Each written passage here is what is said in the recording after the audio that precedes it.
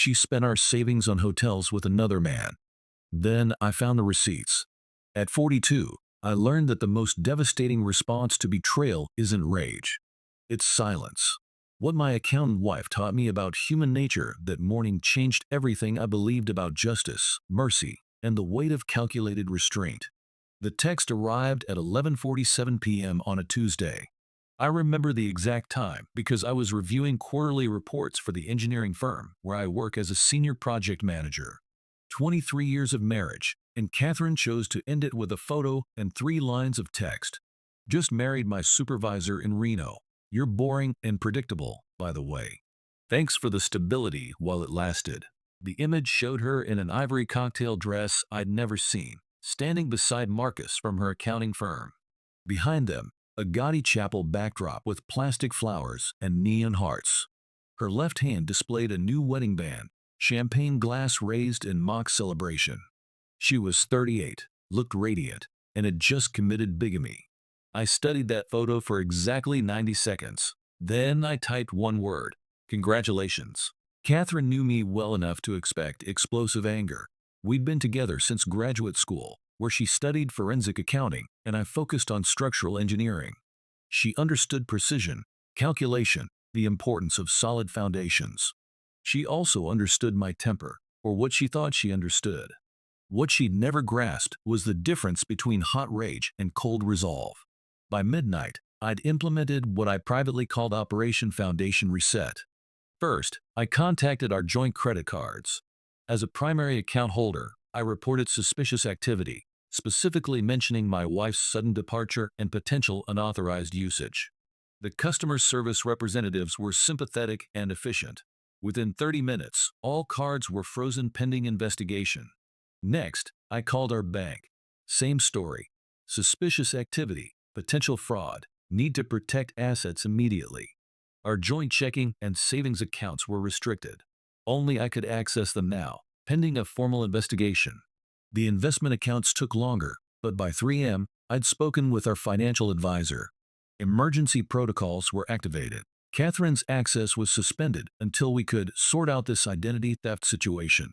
I'd been careful with my language, never lying, simply expressing concern about unauthorized usage of our shared resources. The house was next. We'd purchased this 4-bedroom colonial in Westchester County 8 years ago for $485,000. The mortgage was in both our names, but I'd handled all the paperwork, knew every clause. I'd changed the security codes, had a locksmith scheduled for first thing in the morning, and documented everything with timestamps and photos. By dawn, Catherine's digital life had gone dark. The beauty of precision is that it appears effortless. But this operation had been months in planning, not hours. I'm an engineer by training and temperament. When I noticed structural weakness, I assessed the entire system. Catherine's marriage had been showing stress fractures for over a year. It started with the small lies. Working late became working very late. Girls' weekends stretched to long weekends. Her phone, once carelessly left on counters, suddenly required passwords. She'd shower immediately after coming home from the office, claiming the air conditioning made her feel sticky. In January, in New York, I didn't hire investigators or sneak through her belongings. I simply observed and documented. Engineers understand load-bearing calculations, stress points, the exact moment when accumulated pressure causes catastrophic failure. Catherine's deception followed predictable patterns. The hotel receipts were the first concrete evidence. Our joint credit card showed charges at the Marriott downtown, the same afternoons she claimed to be visiting her sister in Connecticut. When I casually mentioned her sister during a dinner party, Linda looked confused. "I haven't seen Catherine in months," she said. Then came the gifts. A $150 silk tie from Nordstrom, charged to our account. Catherine claimed she'd returned it because it was the wrong color. The return never appeared on our statement. A week later, I saw Marcus wearing an identical tie at the company holiday party. I began keeping a file, not for divorce proceedings, but for what I sensed would be a more complex endgame. Catherine was meticulous with finances in her professional life, but surprisingly careless with our personal accounts. She documented her affair with our own money, creating a perfect paper trail of deception. The psychological shift was gradual but unmistakable. Intimacy became routine, then infrequent, then perfunctory. Conversations turned transactional. She stopped asking about my work, stopped sharing details about hers. We lived like polite roommates sharing a mortgage and a Netflix account. The final weeks were almost peaceful. Catherine hummed while folding laundry, smiled at her phone during dinner, seemed lighter somehow. She was already gone. We were just waiting for the official announcement. When that text finally arrived, I felt something unexpected: relief. Not heartbreak, not rage, but the calm satisfaction of completing complex calculations. The foundation had failed exactly as predicted. Now came the controlled demolition. I monitored our frozen accounts through mobile banking. Catherine's first attempted transaction was at 6:23 a.m. Pacific Time, a hotel in Reno, trying to extend their stay. Declined. At 7:45 a.m., she tried to buy breakfast at a casino restaurant. Declined again. By 8 a.m., my phone showed 3 missed calls from a Nevada number. I didn't answer. Instead, I poured coffee, reviewed my documentation, and prepared for the workday ahead. At the office, I maintained my normal routine, attended my usual meetings, contributed to project discussions with the same professional demeanor I'd cultivated for 15 years. Catherine's panic intensified throughout the day. The calls became more frequent, then desperate. She tried calling from Marcus's phone, then from numbers I didn't recognize. I let them all go to voicemail, creating an audio timeline of increasing desperation. "Robert, what did you do to our accounts? Call me back immediately. This isn't funny anymore. I need access to my money. You can't just freeze me out like this. I have rights. Please, Robert, just talk to me. We can work this out." The evolution from demands to bargaining to pleading took exactly 14 hours. Psychology textbooks couldn't have predicted it more accurately. Wednesday evening, she called from a friend's phone. I answered on the fifth ring. "Catherine, thank God." "Robert, what have you done?" "I can't access anything. The hotel kicked us out. Marcus had to pay for everything on his personal credit card, and he's maxed out. This is financial abuse." "Interesting perspective," I said calmly. "From my position, I've simply secured joint assets after my wife abandoned our marriage and committed bigamy in Nevada. I called our lawyer this morning. Fascinating conversation about asset protection in cases of fraud." Silence. Then, "Fraud? Using joint credit cards to finance an affair, purchasing gifts for your paramour, renting hotel rooms for adultery, traveling across state lines to marry another man while still legally bound to me. Stephen says it's a textbook case." More silence. I could hear Marcus in the background, his voice raised, though I couldn't make out words. "You planned this," she said finally. "I'm an engineer, Catherine. I plan everything." The prenuptial agreement we signed 8 years ago was particularly thorough. Section 7, subsection C specifically addresses infidelity and asset forfeiture. I assumed you'd read it before signing, being an accountant and all. There's no prenup. We never signed a prenup. Check your files. I keep excellent records. She hung up. 30 minutes later, she called back. "I can't find any prenup in my files." "Did you check the safe deposit box?" Another pause. "What safe deposit box?" "Box 247 at First National. You signed the authorization 3 years ago. Don't you remember? Right after we refinanced the house." I could hear papers rustling, frantic searching. Catherine had always been careless with personal paperwork, despite her professional precision. She'd signed dozens of documents during our various financial transactions, trusting me to handle the details. "Robert, please, just tell me what you want. I want you to enjoy your new marriage. I want you to build a wonderful life with Marcus. I want you both to be very happy together. And the money? What money? Our money.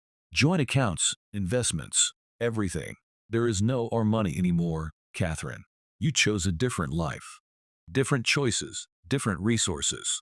Thursday morning brought the first legal consequences. Catherine had attempted to contest the account freezes, but her bigamous marriage complicated everything. The bank's fraud department became involved. Her employer's HR department received a call about potential misuse of company resources for personal travel. Marcus lasted exactly 6 days.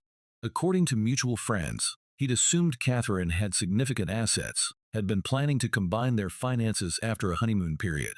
Discovering she'd been cut off from everything, faced with his own maxed-out credit cards and a legal mess he hadn't signed up for, he filed for annulment on Monday morning. Catherine showed up at our house on Thursday afternoon. I watched through the security camera as she stood on the front porch, pressing the doorbell repeatedly. She looked exhausted, makeup smeared, wearing the same outfit from her wedding photo. Behind her, an Uber waited with the meter running. I didn't answer the door. Instead, I activated the sprinkler system remotely from my office. The front lawn sprinklers had excellent coverage, and Catherine's ivory dress wasn't waterproof. She called my office that evening, somehow getting past reception. "You can't keep me out of my own house." "Your house?" I asked calmly. "According to the property deed, this house belongs to Robert and Catherine Mitchell. But Catherine Mitchell is currently married to Marcus Thompson in Nevada." "Are you claiming to be married to two men simultaneously?" "The Nevada marriage isn't legal." "Then perhaps you should have considered that before the ceremony."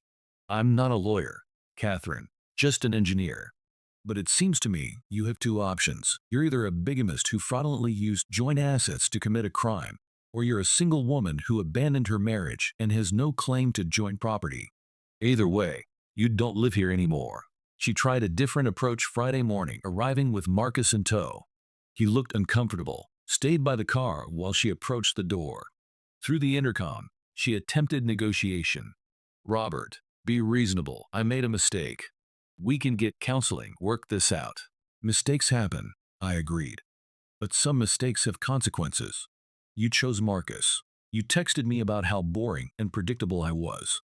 You made your decision very publicly. I'm simply respecting that choice." "I didn't mean it. I was confused, scared about turning 40, worried about missing out on something." "And now you know you weren't missing anything important. That's valuable self-knowledge." Marcus approached the door then, clearly uncomfortable but trying to be supportive. "Look, man, I get that you're upset, but Catherine needs some of her things. Her clothes, personal items." "Marcus," I said through the intercom, "I appreciate your position. You married a woman you believed was single and available. You've been deceived as much as anyone. Catherine's belongings will be boxed and donated to charity this weekend. If she needs clothes, perhaps you could take her shopping." "With what money?" Marcus asked, then immediately looked embarrassed for revealing their financial situation. "That's between you and your wife," I replied. "I'm just the ex-husband she described as boring and predictable. Not my problem anymore." They left. Marcus filed for annulment that afternoon. The police arrived the following Tuesday, exactly 1 week after Catherine's initial text. The knock came at 6:15 a.m., 3 measured raps, professional but not urgent. I was already awake, drinking coffee in my bathrobe, reviewing project specifications for the morning meeting. 2 officers stood on my porch. Officer Martinez, a woman in her 30s, and Sergeant Thompson, an older man with tired eyes. Martinez spoke first. "Mr. Mitchell, we need to ask you some questions about a complaint filed in Las Vegas." I sipped my coffee. "I assume this concerns my ex-wife." They exchanged glances. "Ma'am, Catherine Thompson filed charges alleging financial abuse and harassment," Martinez continued. "Claims you've frozen her out of joint accounts and prevented her from accessing her property. Would you like to come in, or should we discuss this on the porch?" We moved to the living room. I offered coffee. They declined. I settled into my reading chair, the same spot where I'd planned Operation Foundation Reset 2 weeks earlier. "Mrs. Thompson claims you've committed financial abuse," Martinez began. "Mrs. Thompson?" I smiled. "Interesting. She filed this complaint using her married name from her Nevada ceremony. Is there a problem with that?" "Only if she's married to Marcus Thompson while still legally married to me. Bigamy is illegal in Nevada, as I understand it, also in New York." Sergeant Thompson leaned forward. "Are you claiming the Nevada marriage is invalid?" "I'm not claiming anything, Sergeant. I'm simply noting that Catherine Mitchell, my wife of 23 years, traveled to Nevada 2 weeks ago and participated in a marriage ceremony with another man. She then used that man's surname to file legal complaints. Either she's legally married to him, making her a bigamist, or she's fraudulently using his name. I'm not qualified to determine which." Martinez consulted her notes. "She alleges you've trapped her out of joint financial accounts." "I secured joint assets after my wife abandoned our marriage, yes." Standard procedure in cases of potential fraud. I have documentation of her using our shared credit cards to finance her affair, including hotel rooms and gifts for her paramour. When she left to marry another man, I naturally protected our joint assets from further unauthorized usage. She claims harassment. I reached for my phone. Would you like to see the harassment? Her original text message, calling me boring and predictable, followed by 2 weeks of increasingly desperate voicemails demanding money? Or perhaps you mean the harassment where I turned on sprinklers when she trespassed on private property after abandoning her legal residence. Both officers looked uncomfortable. Martinez made notes while Thompson reviewed the documentation I provided. Bank records showing suspicious charges, hotel receipts, the timeline of Catherine's deception, copies of her increasingly frantic voicemails. Mr. Mitchell, Thompson said finally, this appears to be a civil matter. Marital property disputes need to be resolved through family court, not criminal charges. Exactly what I told Catherine, but she chose to involve law enforcement instead of lawyers. Perhaps because lawyers would ask uncomfortable questions about bigamy and fraud. They left without taking me in for questioning. Catherine's criminal complaints were dropped. The civil proceedings began the following month. The divorce was surprisingly straightforward. Catherine's bigamous marriage strengthened my position considerably. Her attorney, a young man who looked overwhelmed from our first meeting, attempted to negotiate settlement terms, but every proposal foundered on the same basic problem. Catherine had legally married another man while still bound to me. The prenuptial agreement she'd forgotten was perfectly valid, thoroughly documented, and legally airtight. Stephen had insisted on video recording her signing ceremony, complete with independent legal counsel to ensure informed consent. Catherine received exactly what the prenup specified for cases of adultery: nothing. The house remained mine. The investment accounts remained mine. The joint debts, however, remained joint. Catherine's credit was destroyed, her professional reputation damaged by the fraud investigation, and her employment terminated after the company discovered misuse of corporate travel funds. Marcus had vanished entirely, his annulment finalized within 2 weeks. Catherine found herself alone, broke, and facing multiple civil suits from credit card companies and banks. 6 months later, I received a handwritten letter. No return address, postmarked from Phoenix. Robert, it began. I know you'll probably throw this away, but I need to say something. I understand now what you did and why you did it. I destroyed everything good in my life for a fantasy that lasted 6 days. I thought I was so smart, so careful, but you saw right through me from the beginning. You knew exactly what I was doing and exactly how it would end. The worst part isn't the money or the house or even Marcus leaving. It's knowing that you knew me better than I knew myself. You predicted every move I would make, including this letter. I hope someday you can forgive me. I hope someday I can forgive myself. Catherine. I read it twice, then filed it with the rest of our correspondence. I never replied. 2 years have passed since that Tuesday night text. I still live in our house, though I've redecorated extensively.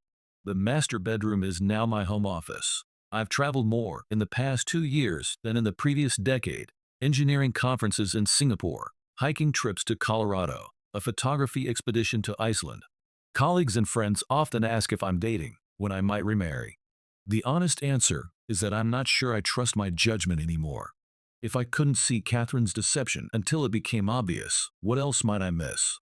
But I've learned something valuable about human nature, about the difference between justice and revenge.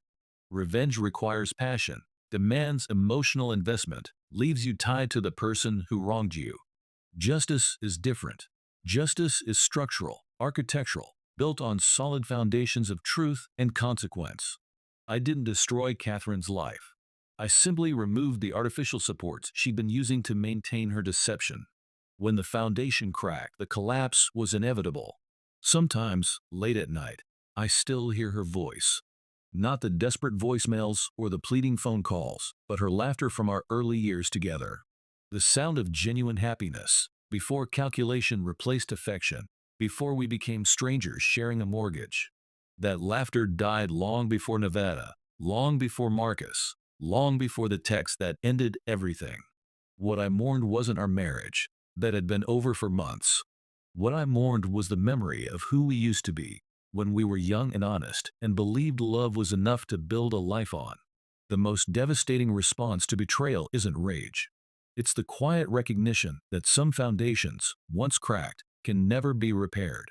Sometimes the kindest thing you can do is step back and let gravity take its course. Sometimes the most profound revenge is simply allowing someone to face the natural consequences of their choices. Sometimes silence echoes louder than screaming. And sometimes, just sometimes, being boring and predictable is exactly what the situation requires.